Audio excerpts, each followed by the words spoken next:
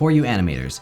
If you'd like to animate faster, if you'd like to struggle less with the technical side of Maya and just get the stuff that's in your head into your animation, into your scene, this video is for you. Welcome back everybody, I'm Sir Wade in case you're new here, and today we're gonna be talking about AnimBot. And if you don't know what AnimBot is, it is a collection of tools. If you have used it before, you know that it's massive. You probably haven't gotten to even try half the stuff that's in it, and it's probably overwhelming to look at times. But in this video, my goal is to show you the stuff that I use every time I'm animating, and some hidden gems that in the process of learning every single thing in there that I could to make this video, I didn't even realize it was in there myself. I will be glossing over some other stuff that maybe I haven't looked into as much or don't know the value of, but I'm gonna show you as much useful stuff as I can and hopefully give you a better understanding of what this tool set can do for you and how to use it once you download it. And if this is your first time watching any of my videos, hi, welcome. And if you have been here before and you haven't yet subscribed, hit that subscribe button. Yes, it is my birthday, and as a gift, subscribe. You can always change your mind later, it's free. And if you really like my stuff and you wanna go one step further to help supporting the channel, there's a link to my Patreon down below. And if you'd like to see me test out these AnimBot features live, or if there's stuff that I didn't cover you wanna talk about, whatever it is, come hang out with me over on Twitch. 3 days a week I go live and do a ton of animation stuff over there. Links to everything down below, including a link to AnimBot. There are gems sprinkled throughout this video, so I recommend highly that you watch the entire video because there's a lot of stuff at the beginning, at the end. And the very last thing I'll say, if you are new to animation, if you're just starting out, I do not recommend that you dive right into AnimBot and start using these tools like I'm about to show you. Why? Because you need to know how to do most of this stuff on your own with just vanilla basic Maya, no tools or plugins. Because if you get hired in an animation job somewhere in the industry and for whatever reason you don't have access to these tools, you need to be able to do your job with or without any tools, any scripts, any plugins. So if you are just starting out, for most tools, I recommend that you learn how to do it on your own first and then ease into using some of these things. So that's my caveat. Don't use this or any other tool as a crutch to do something that you can't otherwise do in Maya. But it's up to your judgment to tell the difference between the stuff that's just dumb technical that this just makes it easier and the stuff that you should know how to do on your own. That's it, let's get into it. Here we go. This is the demo project for my animation layers video. Hopefully you saw that video, it's a very good one. And it's not a finished animation, it's just for demo. So we're gonna go with it. Now, AnimBot is all these colorful icons down at the bottom of my screen, right above my timeline. But on the far left, you have the AnimBot menu, which is where you can access your preferences, check your version, check for updates, all that kind of stuff. And if for any reason you do not like having these pop-ups when you mouse over stuff, if you just don't want that, you know the tool, you can go ahead and right click, go to System, and you can actually say Show Tooltips and turn that off. We're gonna come back to that on the far right. I just wanna show you the search bar. So if you hit that, every AnimBot tool is in here. So if you know what you're looking for, but you don't know where to find it, you can start typing and it'll show you not only the tool, but the tool help for that tool. What's more impressive to me, and that I really wanna point out to you, is the hotkeys menu. If you open the AnimBot hotkeys window, it gives you everything. Every single AnimBot command is in here somewhere, and I highly recommend you just browse through and just look at each thing, mouse over it, it will tell you what everything does, and it gives you a really good idea of everything this tool can do. And I wanna show you that you can combine that with the, if you go to Windows and go to Settings Preferences Hotkey Editor, this is Maya's default hotkey editor. So if you're looking for something in Maya to see, oh, am I already using a certain hotkey, am I not? You can go by application command. So if you're like, oh, how do I set a key? You can type in set key and it'll show you the different hotkeys available for that command. Or if you just say, okay, well, what do I have mapped to the letter S? If I go to the hotkey version and type S, it'll show me any hotkey involving the letter S. I highly recommend you guys give this a shot. I know changing hotkeys freaks a lot of people out. You don't wanna mess with the default, you don't wanna break anything.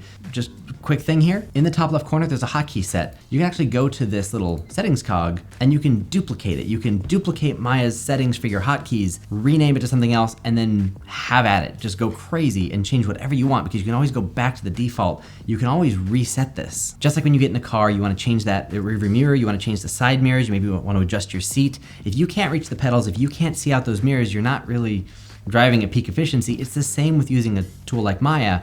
If you don't use half the keyboard, and you could, to make things easier for you, you should look into that. As a quick side note about hotkeys, I use a ton. I customized my keyboard with the Maya hotkey editor. I have these palette buttons, and I also use Elgato's Stream Deck. I use it for streaming, obviously, but I do use it for animation. I have these little LED screens where I can put names and titles and folders. And now, if you guys have seen my rig review videos, then you know that when I open a rig, I have a lot of things I like to change about that rig. Setting kind of those defaults, a follow line or global control, maybe it's visibility controls, or maybe for my animation, I don't want to consider this A pose or T pose or whatever it is I'm using as the default pose. When I hit default, maybe I don't like what this looks like. Maybe I want to adjust the way the face looks and just start at a more appealing starting point for my animation. Once you have it to where you like it, you just select every control involved, right-click this power button looking icon and say Snapshot Preferred Pose. This is a great way to set your preference of FK or IK arms or legs or even a face pose that's a little bit more appealing that matches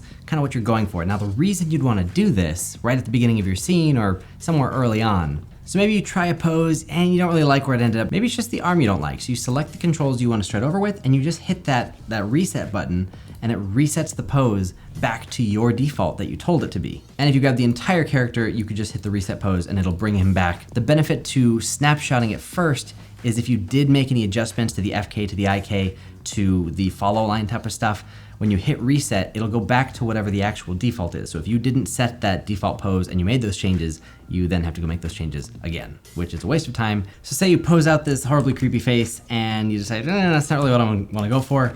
Maybe I want the eyebrows back to normal or something.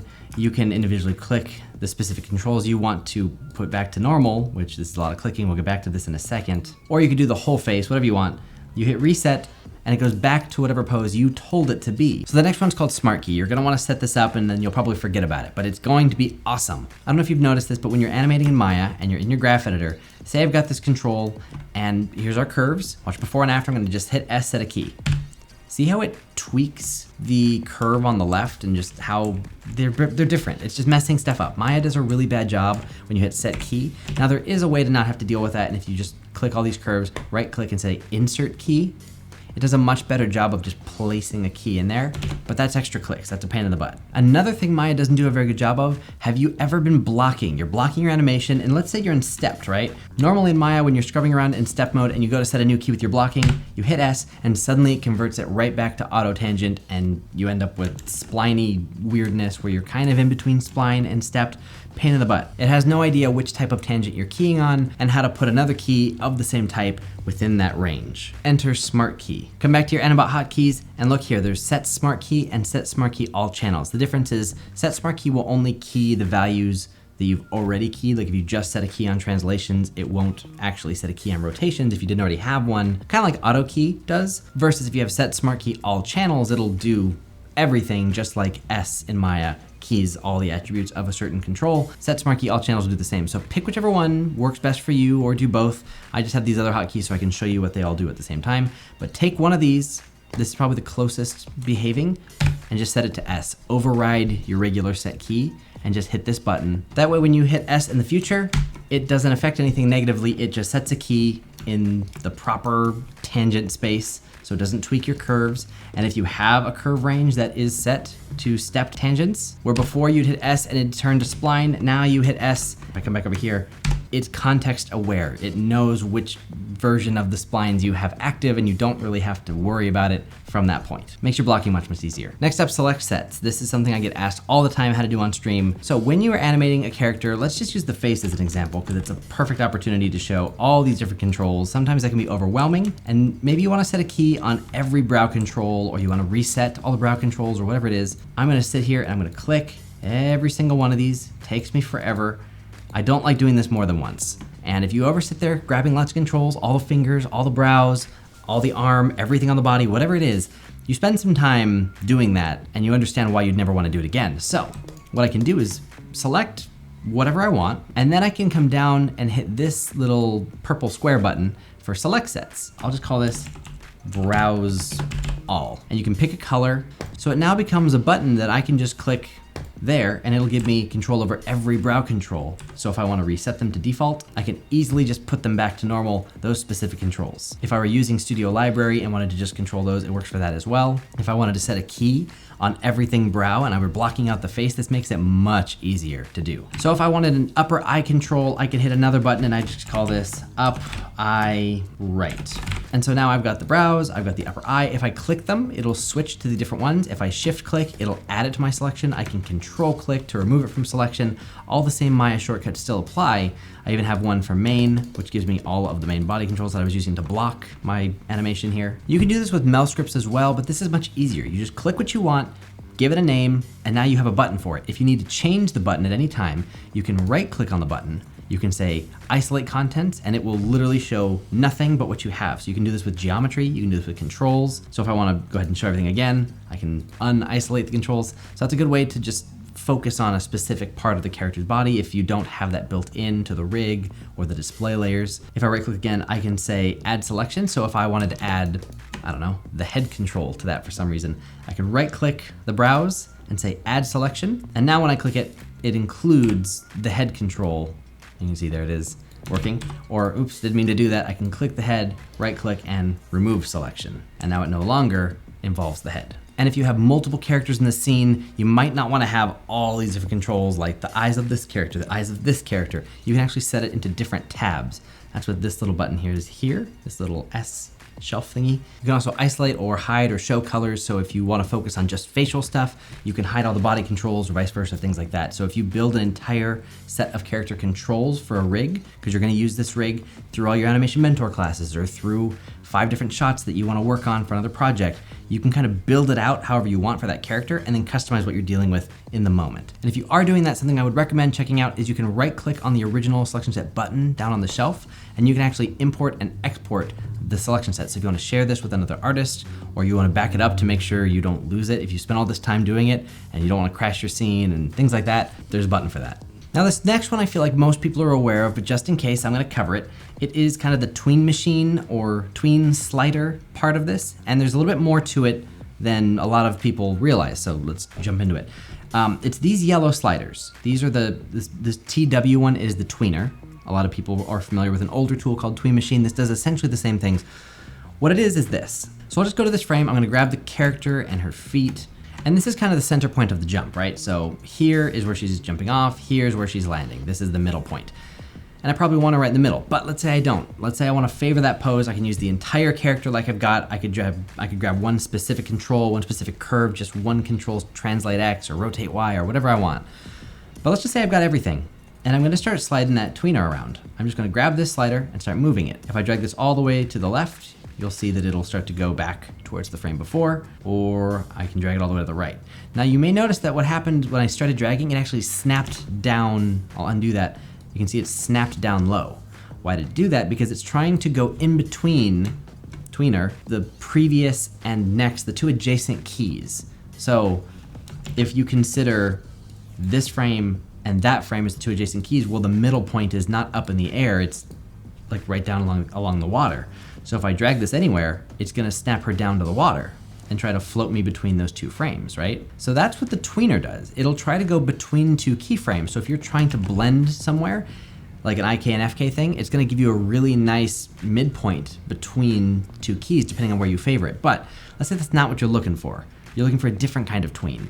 There are so many others. I can actually hit this little arrow drop down and you can see all these gold sliders.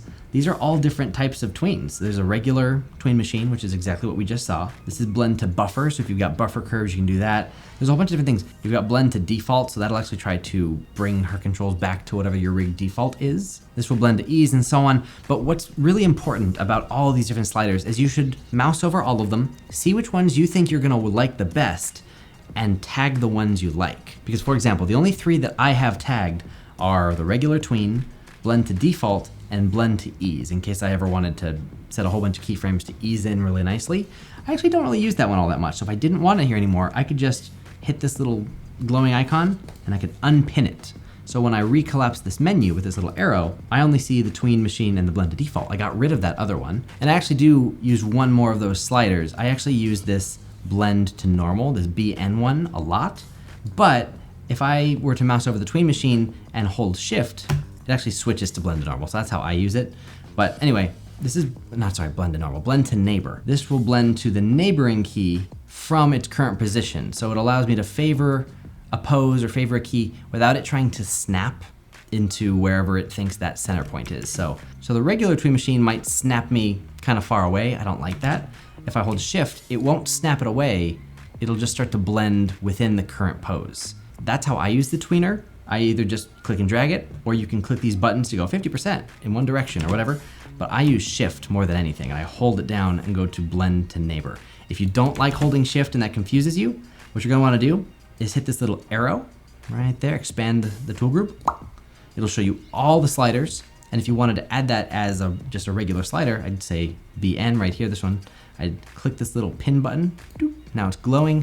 And when I collapse this, it's now one of my highlighted sliders in here. One more thing. If you deal with gimbal lock a lot, if you are moving the arms around and you're trying to tween between two poses and your arm is doing weird stuff and you're using the Euler filter, if you know what that is, there's actually a thing way over here on the right, this little E thingy. That is an Euler filter pass built into the Tweener. This will help prevent gimbal lock if you're dealing with wrists and arm stuff, but if you're trying to have a character do a flip and you're trying to have them actually flip around, like this little tip says, you may want to turn this off because it'll think that that flipping is an issue. So just a heads up that that exists, and if you want to use it, you can click on it and turn it on, and then when you start to use the Tweener, it'll automatically do an Euler filter pass as you're tweening. For tangent types, you could do it in the graph editor, click that button, or you could do it with AnimBot, click that button. The thing I find really useful is to set that to different hotkeys or on my Stream Deck. So I actually have buttons on here just to switch to different tangent types. So I can go between linear, step, auto very quickly. I also have regular Maya hotkeys for breaking tangents, unifying tangents, amplifying tangents, all kinds of different stuff. In the bottom right corner of AnimBot, if I click on this little cube icon, there's selection display. What that does is when I have nothing selected, you can see right here, there's a little 0. If I select the head control, it'll say 1. If I just click and drag and select, it'll say 61. And it just tells me how many things I have selected. That tells me at a glance, do I have everything I wanted? 240? Yeah, I've got the whole rig. It's a small thing, but if I ever notice something weird in the timeline and I see more keys than I should or less, it's a good place to check to say, ooh, I'm missing something or I have something extra. Align objects is awesome. I'll just quickly show you what that does. If I say this one, I want it to go to this spot, right? I could sit here and try to move it and match it and whatever, or I could just say you, and then I click this button and it just puts it in the exact same spot. The two origins match perfectly. But it eliminates any copy pasting of values or fiddling with different, rotating to make sure I have it all in the right place. It's just there, it's just good. It also works with rotation, so if I take this ball and rotate it just as an example, now I'll do it the reverse way. I'll say cone, go to the cube. I could just right click and say, just align the orientation. And now it'll rotate them to match. So it's customizable how you want to use it. You can actually use this to fake a constraint. I can actually select that cone and let's just say I want to stick it to her foot. I can select an entire frame range. I'll right click the align objects and I'll just say align all keys. It'll look like it's constrained even though it really isn't. And what's nice is that it doesn't even bake it to every key. So it's not even on ones. Temp pivot or temporary pivot. This one's super, super useful, especially if you've got a character who's interacting with the prop or leaning on a table or anything like that, mainly with things that are in IK. Let me show you. So let's say you've got somebody resting their hand on a table. You want to rotate, maybe they've got their hand on a table and you want them to kind of press up on the fingers. So you want the fingers, the fingertips to stay put and you want to kind of rotate around that point. Well, with most IK hands, you rotate from the wrist. So if you wanted to have those fingers stuck, you'd have to set a key on this frame and then you'd have to, rotate this and translate it and then move those fingers. It'd be kind of a lot. You'd have to really fake it.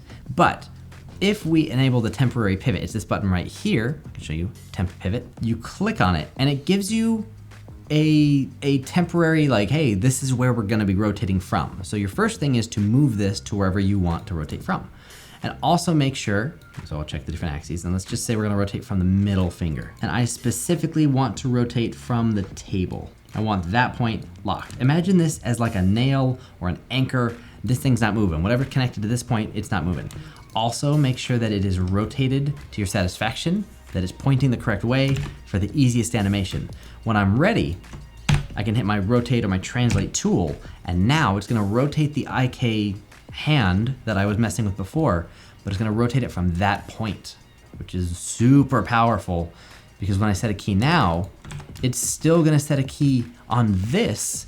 It's just moved this control from a new point. Super, super useful. And now that I've clicked away, like obviously I can still control it from here if I change my mind, but if I need to go back to it, I just click on temp pivot again, and it allows me to change where I'm rotating from. So if I say, nope, don't wanna change anything, I actually really like where this is at, I don't wanna alter anything, just keep going. Just let me keep messing with stuff. I can even create a temp pivot for, I don't know, let's just say the body. I wanna rotate the body around the table also, I don't know. The table's gonna just like flip her around, so woo! And then I go back to the hand, I hit temp pivot, it remembers for each control where you had a temporary pivot located. God dang it.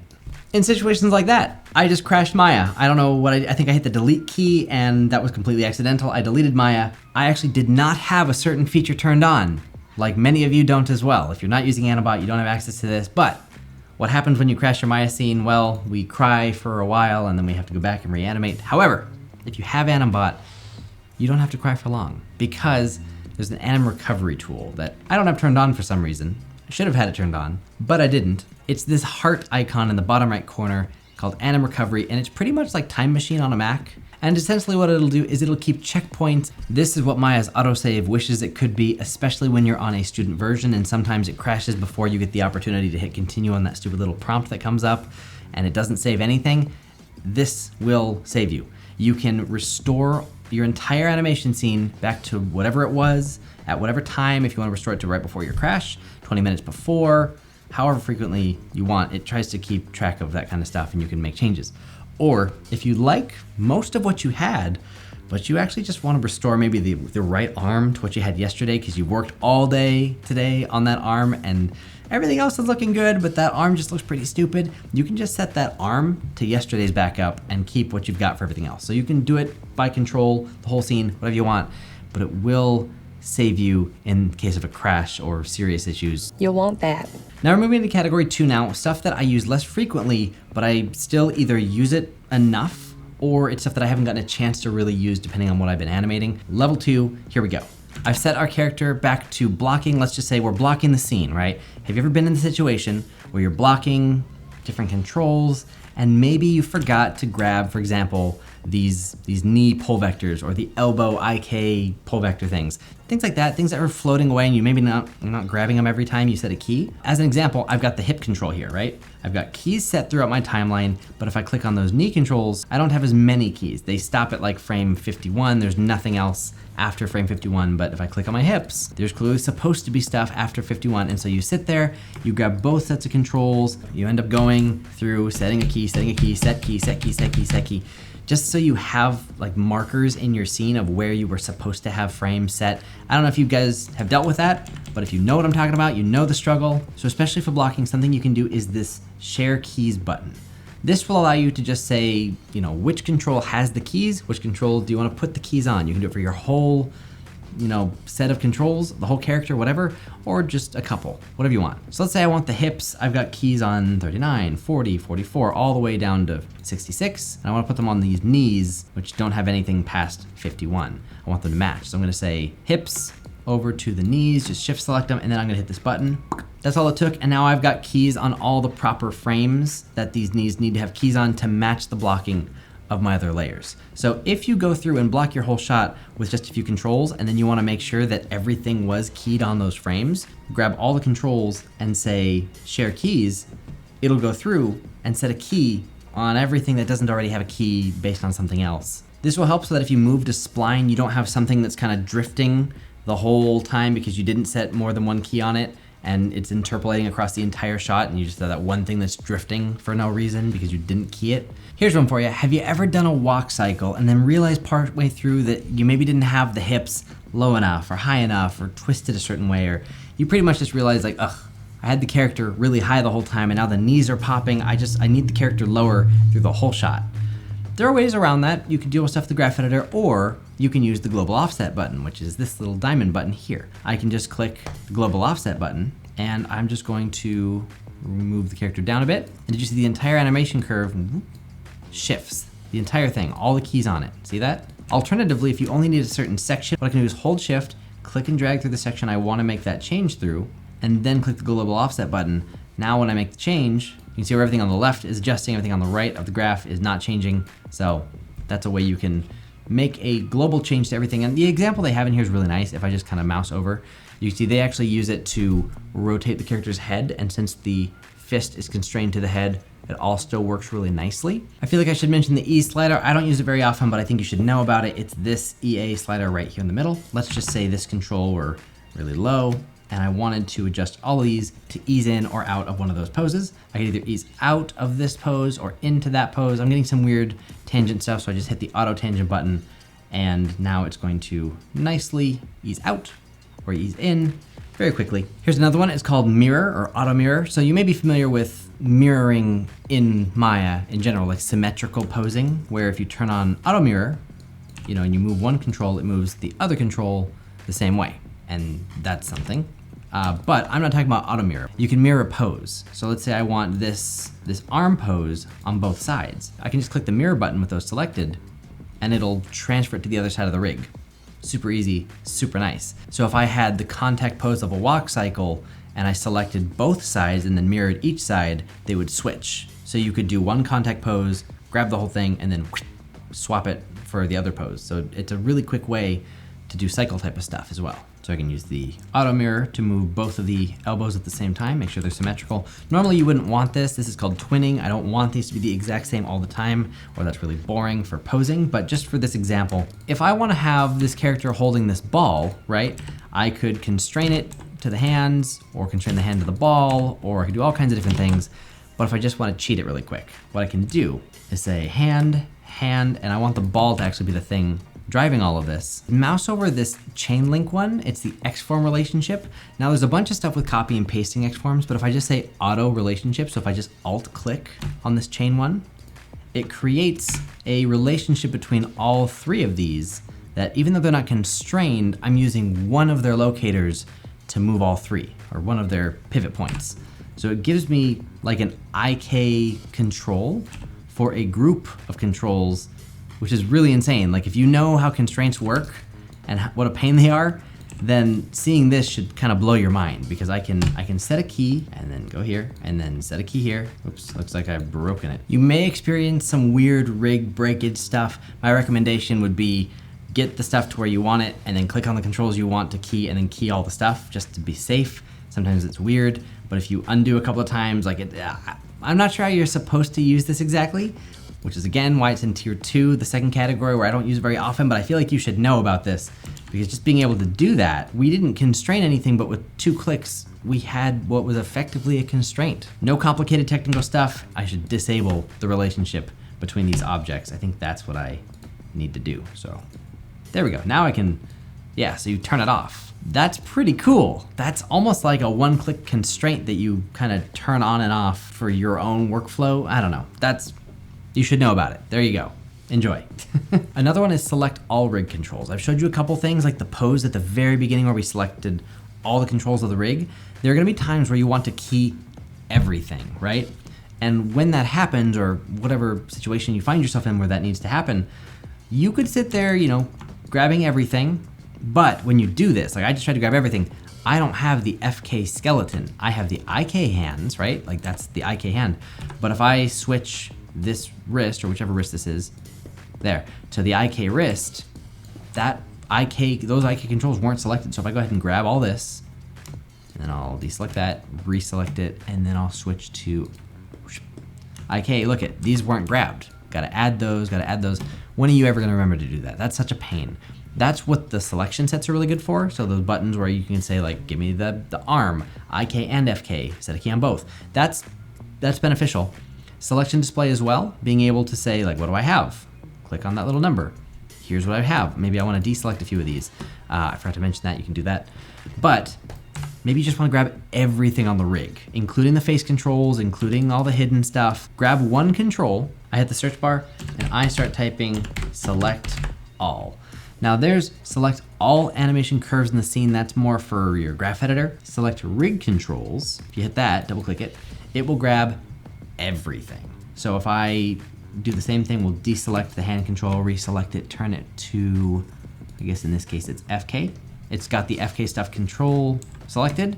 I can go to the face, I can turn on the face controls. Those are all selected, they're bright white. They wouldn't be if they were deselected. Everything's controlled. And there's 364 things in total. So that's the thing you can go to if you just go to search and select all rig controls. That'll give you everything. So in case that's helpful for setting one massive key, there you go. Back to the scene for another tip. Let's say you were going to shrink this animation. You wanna compress it down, scale it down, make it shorter, make it faster. If I grab all these controls, or keys, shrink it, make it take 1 second, 20 frames, or 24 frames, there we go. The whole thing happens super quick. Now, all the animation's still in there, but we have a lot of animation on subframes. You don't usually want that. So here, between frames 11 and 12, you have stuff that's on 11.1, 2, and like you have all this other stuff. So if I take all these curves and I left click and drag, I can right click and I can tell Maya to snap, and it will, for the most part. Whenever Maya can snap, it will. The problem with Maya is that if there's two keys that are contesting for the same new spot, it won't make that decision for you. It doesn't know which one to delete, so it won't. If I go to the AnimBot search bar, smart snap keys. It does a better job of keeping your animation intact. Now, I condensed a lot of stuff in there. Normally, you don't do something quite as intense. It does a better job of Maya than keeping those poses intact and preserving what you originally had animation-wise. So now it's just going really fast. Another very helpful thing to do, it's called bundle snapshot. It's not exciting, it's not sexy, it's not something you'd think you'd really need, but I'll show you why you do. It does the kind of set default pose and a few other things that are very useful all at once. So sometimes you have rigs that when you grab the FK arms and you move them up, they both move up together. Personally, I really like when that's the case. But other times you have rigs that don't do that. The axes are flipped, and when you grab both arm controls, they move inversely. I don't know if that affects a lot of you, but for me, I'm not a huge fan of that. Happens though, happens with a lot of rigs actually. If I were to select a control in this rig and go to the search bar, select rig controls, get everything in the rig just to be sure. I'm gonna do another search and I'm gonna say bundle snapshot. This is gonna snapshot everything in the rig. It's gonna ask me if this is the default pose. Yes, it is, because it needs to be the default pose. It'll scan the rig, figure out the deal with it, and it will give me some really cool stuff. Now, what it won't do is change the way that this thing rotates. So, that's no different. However, it will analyze the left and the right sides of the rig to figure out like, okay, what are the arms, what are the elbows, what are the corresponding controls? So if I wanted to mirror something or flip something, I can. So what I can do now is activate auto mirror, which I kind of showed you earlier. But in this case, it's now analyzed the rig to know those are both arms. That's how I want to animate them. And now I can do that, and I don't even have to grab both controls. Say I'm doing that walk cycle thing. Maybe on this side I'm going forward, and on this side I'm going back. All right, so let's say that's my pose for the contact pose. Let's just say it's a 20 frame walk cycle with my contact in the middle. I gotta flip it. So all I'm gonna do is hit the mirror button, and since I did the bundle snapshot, it's analyzed the rig, it knows what's what. So now it mirrors the pose perfectly, and I've just saved a ton of time. Say I grab all these finger controls and I'm messing with them and making a pose I like, and then I want to select the other hand to do something similar. Well, Samus, she has a gun, so this was probably a bad example, but this little double arrow button right here is select opposite, and if there were other controls, I can actually kind of mess with the gun, which is interesting.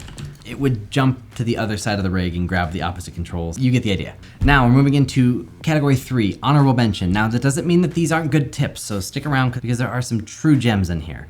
It's just stuff that either I've never used before or I didn't even know it existed until making this video, so I can't speak to experience as much as I just want to let you know it exists, check it out, see if it's going to help you. The first one I'm going to give you is something that can help everybody. If you're dealing with a heavy rig, which a lot of us are, especially when you get to higher level classes or things like that where you've got faces, when you have a heavy rig and your computer's struggling a little bit, maybe you want to make a bunch of changes here. Have you ever dealt with where you try to drag something and it's not fast? You feel that Maya is slowing down because it's trying to calculate the viewport. It's trying to make those changes live in the viewport. And you guys know the feeling where you're waiting, you've made a change in the graph editor and you're waiting, and then finally it changes, like, that's not what I wanted at all, that's awful. And you go to change it back, and it takes forever. Well, there's a big stop sign down here. It will stop the viewport from recalculating, which if you're using the graph editor, means you can do everything instantly. You get absolute speed, make all the changes you want. If you know what you're doing in here, you can fly through your changes, or at least iterate a lot faster.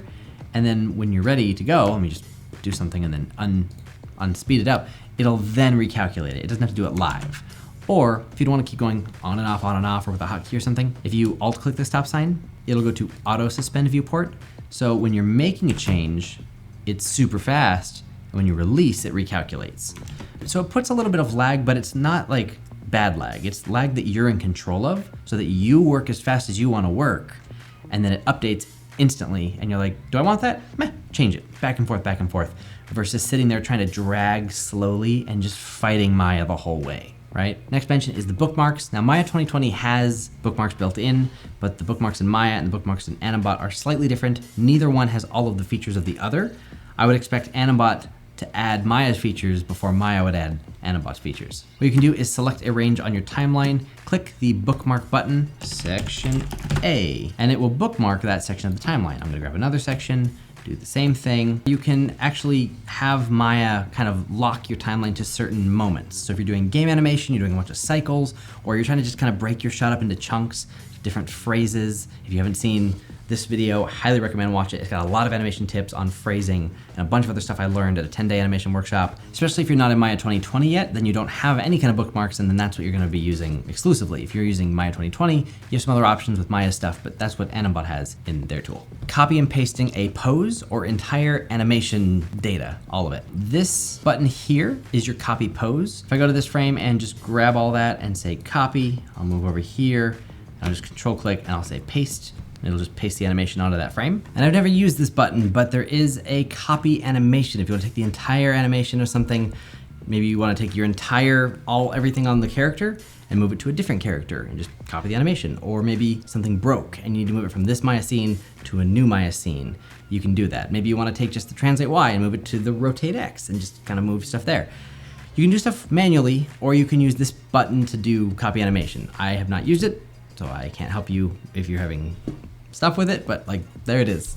All right, a few gems that are hidden inside the hotkey window. Again, I recommend going through here and seeing what there is. I skipped a lot of stuff, so explore and see what I missed if there's anything you really want to use. But I'm gonna go into extra tools for a lot of this last stuff here. For example, there's deselect non-keyed items. So I'm gonna turn on the face. I haven't really done anything with the face, so just to show you what this usually looks like, I'm gonna go ahead and share keys to everything based on the hips, just so I can key all the face stuff. Let's just say I was blocking and I put keys on everything, including the face, just as an example. So here's my animation. Lots of keys, kind of messy. If I have everything selected, I can deselect non-keyed objects. So anything that I didn't have keys on, well, technically, I've just gotten rid of the ability to really have that because I just set a key on everything.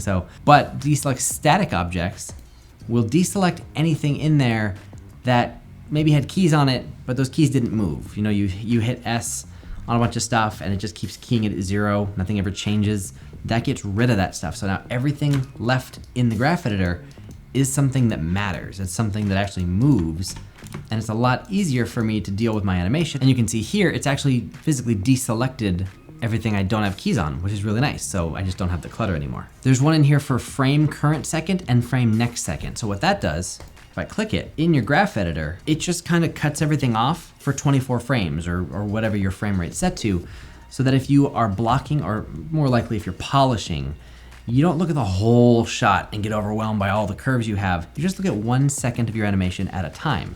So this just lets you frame up on your graph editor. Instead of hitting the F key or the A key and seeing everything, it just says frame the current second. Just let me see what I'm dealing with right now. And you can then just say frame next second, and then it'll move to the next chunk of time. Because since you can move the graph editor and squish it all around, it gets a little hard sometimes when you're trying to learn timing, just what this all means. So by framing a second at a time, this will get you used to seeing time in a visual way. And if that sounds weird, it just comes with experience.